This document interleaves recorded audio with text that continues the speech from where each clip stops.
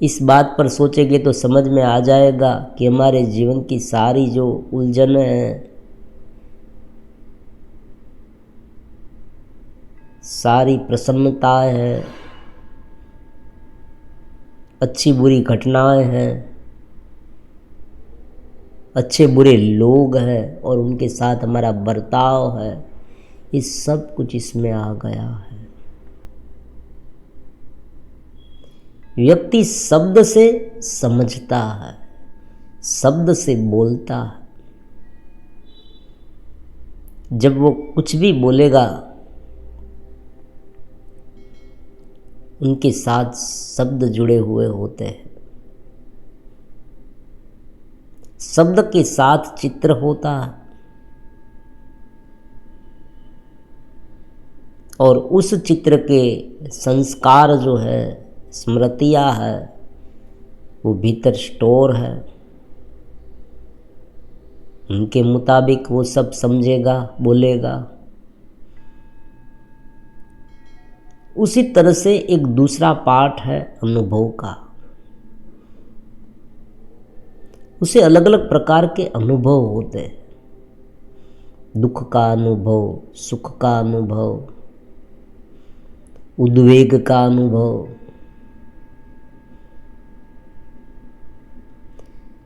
तो इस दोनों में उनका पूरा जीवन गूंथा हुआ है।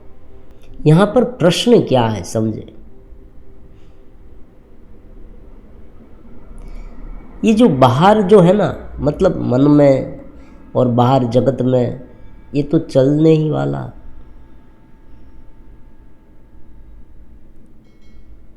यहाँ पर दो मार्ग हमारे लिए हो जाते हैं। एक जो शब्द से हमने कहा, जो समझा,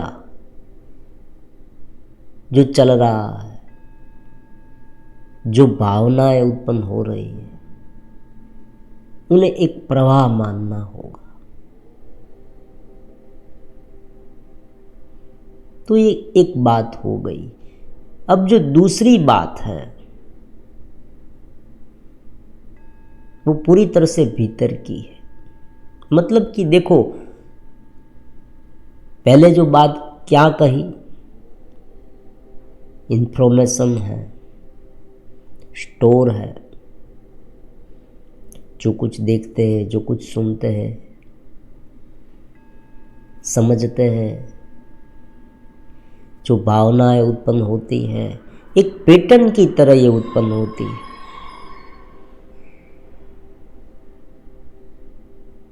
मान लीजिए कोई व्यक्ति बहुत चिंतित रहता है तो हो सकता है उनका स्वभाव ऐसा हो, किसी का गुस्से वाला स्वभाव हो। अब कहते हैं ना, वो ईर्ष्यालु है, बार बार किसी की ईर्ष्या करता रहता है,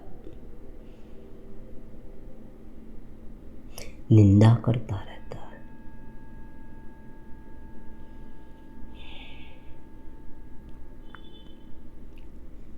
तो बाहर जो चल रहा है, इन शॉर्ट मन में जो विचार आ रहा है, ये सब वो सब जो सोच उभर के आ रही है, गुस्सा है, प्रतिशोध की कभी कभी भावनाएं हैं, कभी इतना उलझ जाते हैं जगत से कि ये लगने लगता है कि ये सब किसने बनाया, वो ये सब अलग अलग प्रकार के प्रश्न हैं।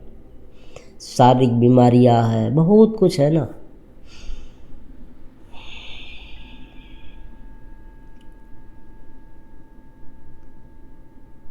तो मार्ग क्या हो गया, हमें स्वयं ढूंढना है। देखो मार्ग क्या हो गया।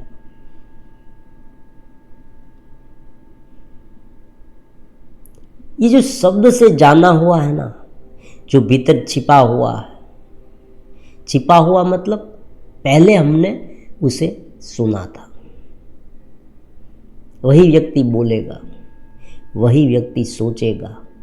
जो पहले देखा था उनके बारे में सोचेगा, या कोई ऐसी कल्पना करेगा कि दो घटनाओं को मिलाकर करेगा। मान लीजिए हाथी को देखा है तो हाथी के बारे में सोचेगा।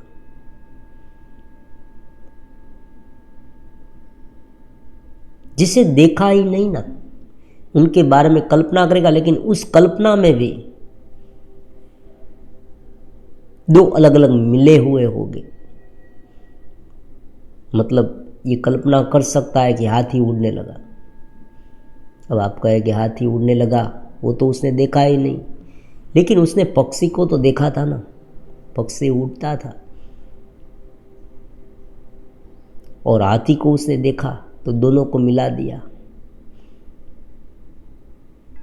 तो कुल मिला के बात ये होती है कि स्मृतियों का घेरा है पूरी तरह से मन में, पैटर्न है। पैटर्न मतलब एक प्रकार का ढांचा होता है। हम जो कर रहे हैं ना आज, वो हमने पहले किया है, बस यही याद रखें। बहुत उलझने की जरूरत नहीं है ज्ञान में। पहले जो हमने किया था वो आज हम करते हैं, और वही इच्छाएं उत्पन्न होती है बार बार करने की। आदत कहे ना, उसे सरल भाषा में आप कहे आदत, ये कह सकते हैं। तो शरीर के अनुसार, मन के अनुसार, ये जगत के अनुसार ये सब चलता रहेगा। अब यहाँ दो मार्ग होते हैं। एक मार्ग ऐसा है कि जो बाहर है ना उसे नकार दे, केवल भीतर स्थिर हो जाए। और दूसरा है जिसमें भीतर को तो जानना है, लेकिन बाहर में इस तरह से कर्म करना है, मतलब इस तरह से हम प्रवृत्त हो गए कि भीतर इतने डिस्टर्ब ना हो, मतलब भीतर स्थिर रहे और बाहर निमित्त मात्र होकर करे। ये दो के अलावा तीसरा कुछ नहीं है। ये दो में सब कुछ सिमट जाता है, पूरा हो जाता है। लेकिन देखो यहां पर एक बात ध्यान रखें, कोई भी व्यक्ति केवल बाहर पर डिपेंड रहकर निरति से आनंद में नहीं रह सकता। उसे अपने भीतर का विकास करना ही पड़ेगा, जो जानने वाला है। क्योंकि शब्द ज्ञान अलग अलग हो सकता है। देखो आप कोई भी व्यक्ति को पूरी तरह से समझा नहीं सकते, क्योंकि जब कोई व्यक्ति उसे समझाता है तब वो अपने मुताबिक समझता है। जब कोई व्यक्ति दूसरे व्यक्ति को समझाता है तब वो अपने हिसाब से समझेगा।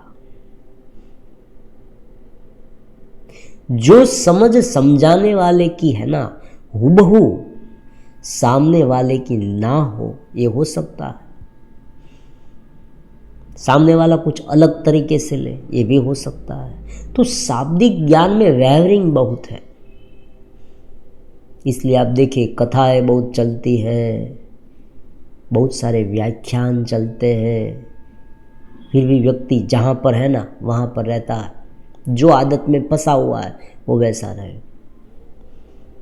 थोड़े समय के लिए उसे थोड़ा आनंद मिलता है, उनसे थोड़ा अलग होता है। हो सकता है वो उनकी वाह वाह करे, प्रशंसा करे, आदर भाव रखे, पूज्य भाव रखे, ये सब हो रहा है। लेकिन जो वो कह रहा है, जहाँ पर कथाएं है, सेमिनार है, जो वक्ता, जो गुरु होते हैं,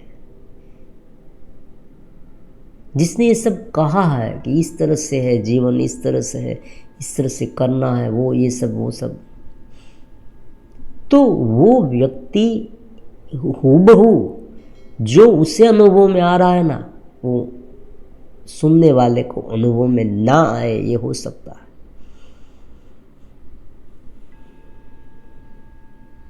क्योंकि उसे अलग प्रकार का ढांचा मिला। मतलब देखो बाह्य रचना तो एक समान होती है, लेकिन उनमें जो ज्ञान है ना जो स्मृतियाँ है ना वो अलग अलग प्रकार की होती है। जिस तरह से कंप्यूटर की हार्ड डिस्क में जो कुछ भी स्टोर है वही बाहर आएगा, तो अलग अलग है। और अलग अलग क्यों है वो तो बहुत सामान्य है समझने के लिए। जीवन उनका अलग अलग है, उनका जन्म कहीं अलग हुआ है, उनके साथ कुछ अलग घटित हुआ है, उन्हें अलग अलग प्रकार के लोग मिले हैं, उनकी सोच अलग है, उनके माता पिता के और से उसे जो संस्कार मिले वो अलग है। ये सब कुछ ढांचे में आ जाता है, बाह्य ढांचा है। बस ये मान ले बाह्य ढांचा है। और ये ढांचे में जब तक फंसे रहेगी तब तक उलझते रहेगी और बदलते रहने वाला है। इसमें कोई बहुत बड़ा ज्ञान नहीं है। कहीं पर शांत चित्त से बैठकर समझे, अपने पूरे जीवन को देखे, जन्म से लेकर आज तक मेरे जीवन में क्या कुछ नहीं घटित हुआ है। देखो मेरे जीवन में बहुत कुछ घटित हुआ है। आप कहेंगे आगे क्या होगा वो किसी को पता नहीं है। और कोई देखो यहाँ पर ऐसी बात तो नहीं कोई गारंटी ले रहा। आप कोई व्यक्ति को पूछे जो तत्वचिंतक होते हैं, गुरु होते हैं, उनके पास जाए जो आपको कोई हया धारणा दे रहे हैं, ये सब वो सब तुम्हारा अच्छा होगा, उसे आप पूछे कि क्या ये होगा ही मेरे जीवन में, अच्छा ही होगा, वो नहीं बताएगी। वो कहेंगे तुम्हारे कर्म के अनुसार होगा। कोई नहीं कह सकता, कोई गारंटी नहीं लेता इस जीवन की।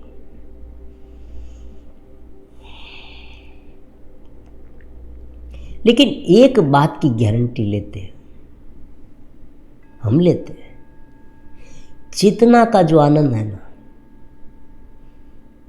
वो निरंतर रहता है। व्यक्ति के पूरे जीवन में हाँ एक बात है कि कुछ क्षण ऐसी होती है। देखो यहाँ पर कुछ जो व्यक्ति इस जीवन में रहते हैं उनके लिए बात होती है, थोड़ी छूट ले सकते हैं हम। ऐसी बात नहीं कि एक प्रकार के पुतले की तरह हम बन जाए, कोई इमोशन नहीं, ये नहीं वो नहीं, ऐसी बात नहीं है। दुख की घड़ी आती है व्यक्ति के जीवन में, व्यक्ति दुखी होता है, तत्व चिंतक भी होता है, जिसे अनुभूति हुई है वो भी होता है दुखी, ऐसी बात नहीं।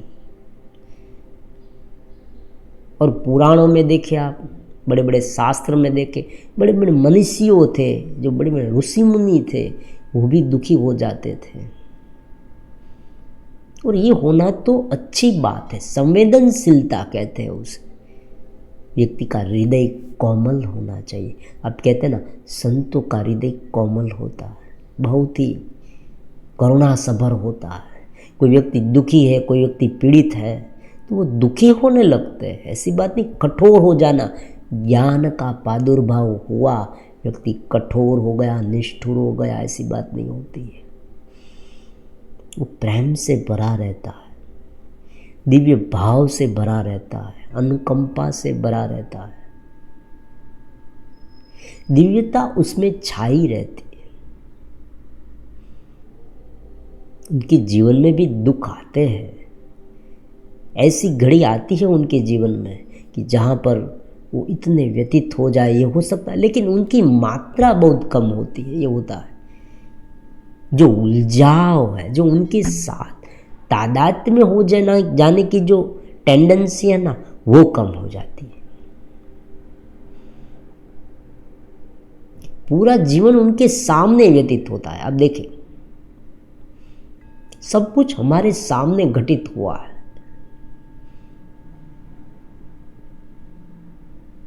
जन्म से लेकर बचपन बीता, जवान हुए, ये सारी जो घटनाएं हैं, एक एक दिन हमने भुगता है, एक एक दिन हमारे सामने से व्यतीत हुआ है, हमारे साथ रहकर हमारे साथ रहा है, हम जिए हैं उसमें, एक एक पल में जिए हैं, लेकिन हम भूल जाते हैं। बचपन की जो यादें हैं वो हम भूल जाते हैं। और अगर पुनर्जन्म में मानते हैं, अनेक जन्म में मानते हैं, तो इनके पहले जो जन्म था वहाँ भी हम जिए थे, और इसीलिए हमें याद आ जाता है। देखो ये होता है, जैसे कोई बच्चा है ना, उसे कोई नहीं सिखाता कि स्तनपान कैसे करना है, माता का दूध कैसे पीना है, लेकिन उसे याद आ जाता है। जैसे ही सामने, उनके सामने वैसे ही घटना, मतलब वैसा ही माहौल बनता है कि उसे पिछले संस्कार याद आने लगते हैं। जिस तरह से किसी को साइकिल चलानी आती है, बहुत सालों से उसने साइकिल नहीं चलाई, लेकिन बहुत साल पहले चलाई थी, तो जैसे ही साइकिल आप उसे देंगे, वो साइकिल पर सवार होगा कि उसे याद आ जाएगा तुरंत, और तुरंत सरलता से वो चलाने लगेगा। काम भोग में भी ऐसा है। देखो, जैसे ही बच्चा है, तरुण होता है, युवा होता है, उनमें अलग अलग प्रकार के ऑर्गन्स विकसित होते हैं।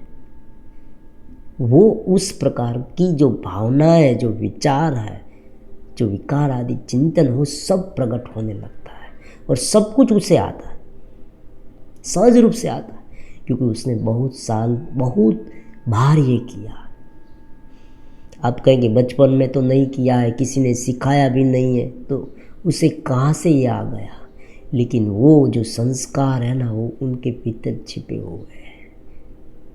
तो ये घेराबंदी है, बस एक ही शब्द में सब कुछ समेट लें और ये सब होगा। लेकिन चेतना का आनंद है ना, उनकी गारंटी ले सकते हैं।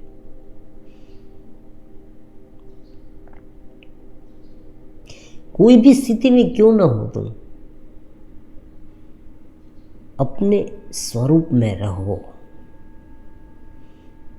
जो जानने वाला, बस विश्राम, एकदम शांत हो जाओ। विचार चल रहे हैं, जो कुछ चल रहा है ना जीवन में, उसे ये मानकर समझो कि ये सब चल रहा है, बस चल रहा है, मेरे जीवन में चल रहा है।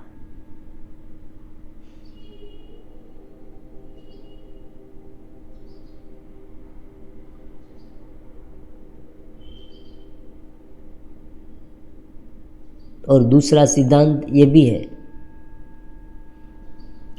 कि जहाँ पर तुम्हें इन्वॉल्व होना है, देखो ये बात है ना थोड़ी आगे की है, जहाँ पर तुम्हें इन्वॉल्व होना है वहाँ पर तुम ठीक तरह से प्रस्तुत हो। ये कैसी बात है? जहाँ पर तुम्हें प्रकट होना है, प्रकट होना है मतलब, एक बार एक वीडियो में हमने समझा था प्रकट होना क्या है। प्रकट होना मतलब आँखों के माध्यम से, आँखों, वाक, वाणी के माध्यम से, शरीर के माध्यम से जो हम कर्म कर रहे हैं, कायिक, वाचिक और मानसिक, शरीर से कर्म कर रहे हैं, मन से कर्म कर रहे हैं, वाणी से कर्म कर रहे हैं। जहाँ बोलना चाहिए वहाँ बोलना पड़ेगा।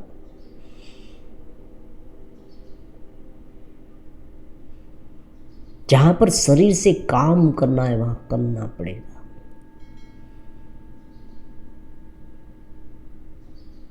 जहाँ पर सोचना है वहाँ सोचना पड़ेगा कि हाँ ये जरूरी है मेरे जीवन में, तो सोचना पड़ेगा।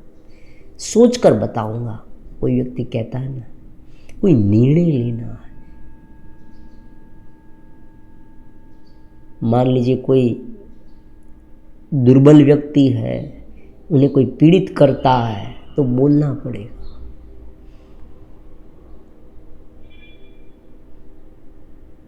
जीवन में भी बहुत सारे ऐसे किस्से आते हैं, ऐसी घड़ी आती है जहाँ पर हमें करना पड़ता है कुछ। और ये रोजमर्रा के जीवन में जो काम करना है, ये सब वो सब, कोई व्यक्ति बड़ा फाउंडेशन चला रहा है, एनजीओ चला रहा है, ये सब कोई दान, कोई सेवा की प्रवृत्ति, ये सब कर रहा है, किसी को ये लगता है कि यहाँ मेरी ज़रूरत है। देखो ये होता है, बहुत बार ये होता है, हमें लगता है कभी कभी कि यहाँ मेरी ज़रूरत है, यहाँ मुझे करना चाहिए, यहाँ मुझे प्रस्तुत होना चाहिए। मैं आंखें मूंद कर, कान बंद करके यहाँ बैठे नहीं रहना चाहिए। ऐसा होता है। व्यक्ति तो भीतर से आवाज़ आती है, अंतरात्मा की आवाज़ है कि यहाँ तुम्हें बोलना चाहिए, क्योंकि ये बहुत सारे लोगों की भागीदारी, बहुत सारे अलग अलग जीवात्मा हैं। अगर एक व्यक्ति को ज्ञान हुआ है, अगर एक व्यक्ति को चेतसता अनुभव में आ रही है और दूसरे व्यक्ति में प्रॉब्लम्स है जीवन में, तो उसे थोड़ी सांत्वना देनी पड़ेगी। ये उनका कर्तव्य हो सकता है, ये उनका कर्तव्य हो सकता है। आंखें मूंद कर वहां पर बैठना नहीं चाहिए। इसलिए ये बात है ना कि चित्त स्थिति में निष्ठुरता नहीं है, मतलब कि किसी भी प्रकार का बाह्य क्रियाकलाप ना करे। ये सिद्धांत लागू कर सकते हैं, लेकिन उनके लिए गुफा में चला जाना पड़ेगा, गुफा में चले जाए। लेकिन इस संसार में जो रहते हैं, जो कर्म कर रहे हैं, उनके लिए चित्त स्थिति है जहाँ पर एक बीच वाला ऐसा मार्ग है कि जहाँ पर परमात्मा की चेतना हमें अविरत मात्रा में मिलती है ना, उनका अनुभव करना है, उसमें रहकर बाहर प्रकट होना है। हाँ, एक बात है, देखो कभी कभी क्या होता है कि व्यक्ति बिना सोचे ज़्यादा मात्रा में उलझ जाता है। ये उलझाव है ना, वो बहुत ही परेशान करने वाला है। एक प्रकार की आदत होती है उनकी, कोई बुलाए या ना बुलाए बीच में कूद जाना। अब कहते हैं ना, तुम चलती गाड़ी में क्यों चढ़ जाते हो। बहुत बार ऐसा होता है, ज़रूरत नहीं है उनकी ऐसी कुछ, फिर भी वो वहाँ चढ़ जाता है। तो ये विवेक ज्ञान होता है, क्या करना है क्या नहीं करना। अगर कोई व्यक्ति पूछेगा कि मुझे इस समय क्या करना है, तो कोई नहीं बताएगा। व्यक्ति को स्वयं तय करना पड़ेगा कि मुझे क्या करना है। और वो कैसे तय कर पाएगा? जितना वो भीतर स्थिर रह पाएगा, जितना वो भीतर को जान पाएगा। अगर नित्य साधना कर रहा है, श्रवण कर रहा है, देखो इनके बस 2-3 ही उपाय है, दूसरा कोई उपाय नहीं, क्योंकि शब्द ज्ञान से किसी को समझाया नहीं जा सकता। आप लाख प्रयास करें, समझाने का कोई फल नहीं है उनका। हाँ, एक बात है, थोड़ी शांति मिलती है, थोड़ा आनंद मिलता है, ये सब है। व्यक्ति को स्वयं ऊपर उठना पड़ेगा।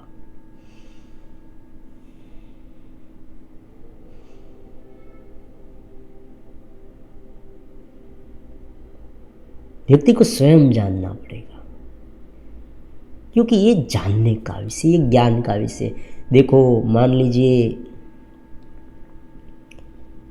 पानी में तैरना है, उनके लिए एक बुक्स है, वो पूरी बुक्स हमने रट ली, एक एक शब्द को रट लिया, लेकिन फिर भी पानी में कूदे तो तैर नहीं पाएंगे। ये कला का विषय है।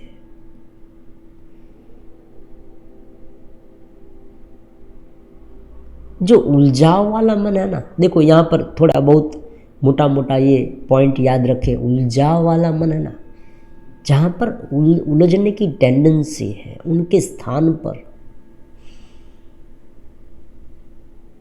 जो अनुभव करता है, जो चेतना है, उसमें रहकर उस मन को देखना, मतलब विचारों के साथ बर्ताव। विचार चल रहे हैं तब भी ये चेतना का अनुभव होना चाहिए,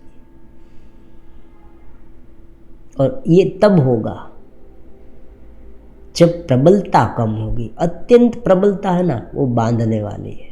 कोई भी व्यक्ति में अत्यंत प्रबलता, टेंडेंसी बहुत महत्वपूर्ण है, जो वलन है, जो उनके साथ अटैचमेंट है। इसलिए भगवान ने कहा ना, देखो यहाँ पर तात्विक बात है। भगवान ने जो बात कही अनासक्त भाव, ये तात्विक बात है, क्योंकि भगवान ने जान लिया कि ये पूरा प्रकृति का क्रम है, वो तो चलता ही रहने वाला है।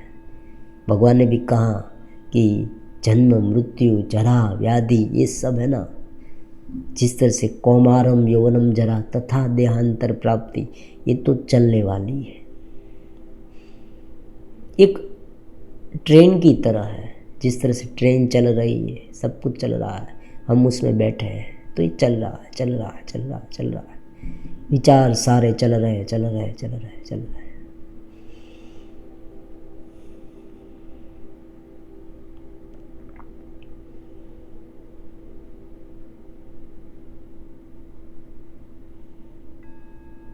लेकिन अगर उसे इस तरह से बिना अटच हुए, ज़्यादा अटैच नहीं होना और सहजता से चलने देना, और जहाँ पर जो करना है वो ठीक तरह से करते रहना, अनासक्त योग से, अस्तित्व के रमत मानकर, तो दोनों काम होंगे। एक बाहर जो जगत में हो रहा है वो भी ठीक होगा, और ठीक ना हो, देखो ये भी बात है। देखो यहाँ नवीनतम बात क्या है, ये बात भी भगवान ने बताई। भगवान कहते हैं कि तुम्हें बाहर तुम कुछ थोड़ा बहुत करना है, क्योंकि तुम ये जीवन में रहते हो, तुम इस रमत में पार्टिसिपेंट हो। तुम ये जो रमत चल रही है पूरी ब्रह्मांड की, अस्तित्व की रमत है, उनका तुम एक हिस्सा हो।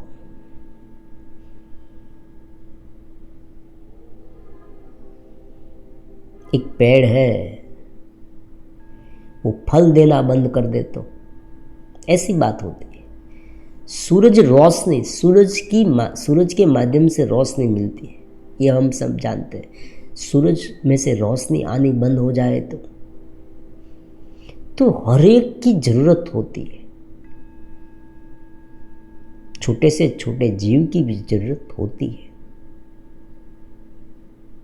तो यहाँ पर महत्वपूर्ण बात यह है कि सभी के कर्म जो है ना, वो मिलकर ये पूरा अस्तित्व बनता है। जैसे मकान बनाया है, उसमें आप देखें तो दहाड़ी मजदूर है, कॉन्ट्रैक्टर है, जो ट्रक चालक है, जो प्लास्टर करते हैं, उन सब की मेहनत है। यहाँ पर इंजीनियर है, उसने ये नक्शा बनाया है मकान का।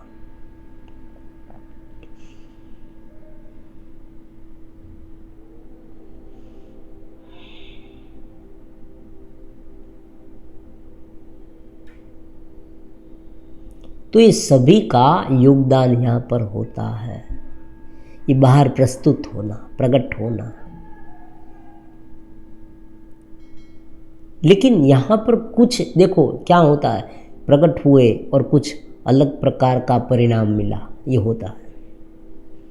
लोग बताते हैं ना कि भाई मैंने तो अच्छा काम किया था, मुझे क्या पता था कि ये हो जाएगा, और मैंने उसके लिए इतना सारा काम कर दिया, फिर भी उसने मेरे साथ क्या किया, मुझे धोखा दिया, विश्वासघात हो गया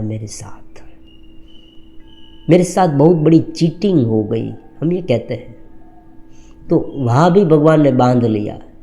भगवान ने कहा एक केवल अनासक्त भाव से कर्म करने से कुछ नहीं होगा, ये तो है, लेकिन तुम्हें हार और जीत जो रिजल्ट है ना, उनकी भी परवाह नहीं करनी, तो ही तुम्हारा मन शांत रहेगा, तो ही तुम चेतस रह पाओगे, तो ही तुम मेरे में रह पाओगे।